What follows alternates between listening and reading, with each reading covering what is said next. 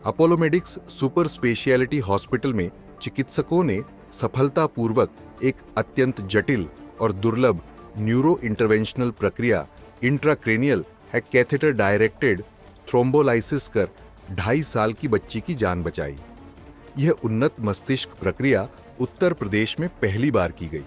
इस प्रक्रिया को interventional neuro radiologist doctor Devansh Mishra ने इंटरवेंशनल रेडियोलॉजी टीम के डॉक्टर अर्पित टोंग और डॉक्टर अमोल श्रीवास्तव के साथ मिलकर पूरी की। बच्ची को अचानक बेहोशी, हाथ पैरों में लकवा जैसे लक्षण और बार बार बेहोश होने की स्थिति में गंभीर हालत में अस्पताल लाया गया था। आपातकालीन जांच में एमआरआई, सीटी स्कैन और एंजियोग्राफी से मस्तिष्क की गहरी शिरा में खून का थक्का पाया गया। इस स्थिति को सेरेब्रल वेनस थ्रोम्बोसिस कहा जाता है, जो समय पर उपचार न मिलने पर गंभीर मस्तिष्क को गहरे नुकसान या मृत्यु का कारण बन सकती है। डॉक्टर देवांश मिश्रा ने कहा, मस्तिष्क की गहरी शिराओं में खून का थक्का बनना बच्चों में अत्यंत गंभीर और जानलेवा स्थिति होती है। इस प्रकार की प्रक्रिया अंतर्राष्ट्रीय चिकित्सा लिटरेचर में भी बहुत कम दर्ज है और उत्तर प्रदेश में यह पहला मामला है। उन्होंने आगे बताया, बच्ची एपीएलआई सिंड्रोम से ग्रसित थी, जो एक आनुवंशिक स्थिति है और इसमें खून के थक्के बनने की प्रवृत्ति अधिक होती है। संक्रमण और डिहाइड्रेशन के कारण स्थिति और बिगड़ गई। समय पर हस्तक्षेप न किया जाता तो उसे बचाना संभव नहीं था। जो बच्ची थी हमारे यहाँ, ये 2 साल की बच्ची थी और जो हमारे पास आई थी ये बिल्कुल बेसुध थी।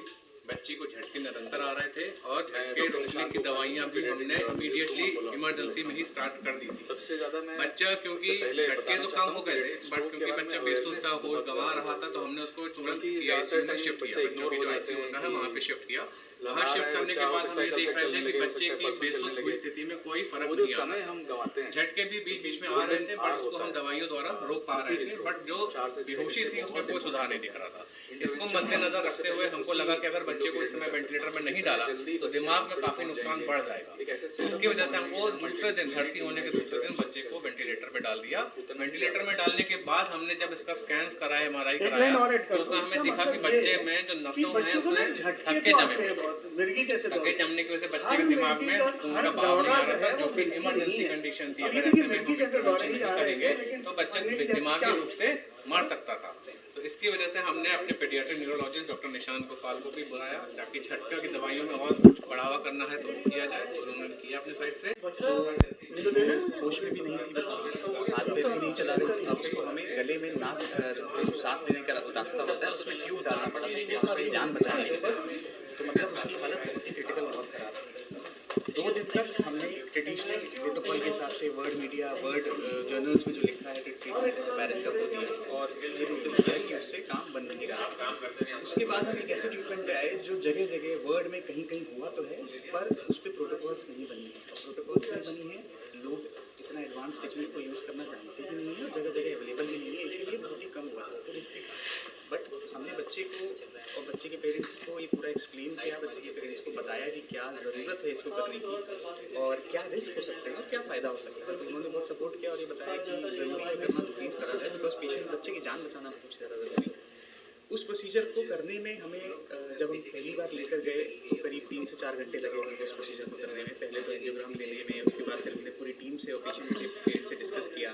उसके बाद हम एक छोटी सुई से पैर के रास्ते ब्रेन के अंदर गए, उस नस के अंदर जाके उस नस को खोला और वहाँ पे एक कैथेटर छोड़ दिया जिससे दवा जाती रही। 4 दिन तक हम उसको लगातार आईसीयू में मॉनिटर करते रहे, उसके क्लिनिकल स्टेटस को मॉनिटर करते रहे, सीटी स्कैन कराते रहे और इवन एंजियोग्राम की जरूरत पड़ी तो हमने वही पैर के रास्ते जाकर एंजियोग्राम भी किया। और ये नोटिस किया कि जैसे मैंने आपको इमेजेस दिखाई थी कि 4 दिन में लगातार इम्प्रूवमेंट आ रहा था और 4थे दिन तक तो बहुत ही अच्छा आउटकम बच्चे में मिला। इसके बाद जब वो बच्ची 1 महीने बाद, 2 महीने बाद हमारे पास ओपीडी में आ रही है तो लगभग पूरी तरह स्वस्थ है, हंस रही है, खेल रही है, चल रही है, खा पी रही है। इससे बड़ा आउटकम और कुछ नहीं होता। निशांत गोपाल, मैं अपोलो हॉस्पिटल का पीडियाट्रिक न्यूरोलॉजिस्ट हूँ।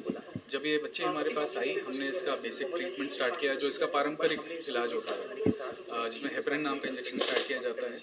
हेपरिन इंजेक्शन देने के 48 घंटे के बाद जब हमने वापस से प्रोसीजर रिपीट किया तो उसमें एमआरआई में हमें मिला कि उसमें बहुत ज़्यादा इंप्रूवमेंट नहीं हुआ। उस समय लिटरेचर सर्च किया गया, देखा गया कि ये क्या जो प्रोसीजर हम करना चाहते हैं ये पहले अटेम्प्ट किया गया है कि नहीं, इसमें क्या रिस्क हैं, वो सब पेरेंट्स को समझाए गए। तो हमें ये पता था उस समय कि इंडिया में आज तक ये प्रोसीजर नहीं किया गया। उस समय ये नेशनल या इंटरनेशनल गाइडलाइंस भी नहीं थे, बट हमने फिर भी सोचा कि ये बच्चे की इस समय जान बचाने के लिए बहुत अनिवार्य है कि हम ये प्रोसीजर करें, वरना बच्चे की जान का बहुत ज़्यादा खतरा था।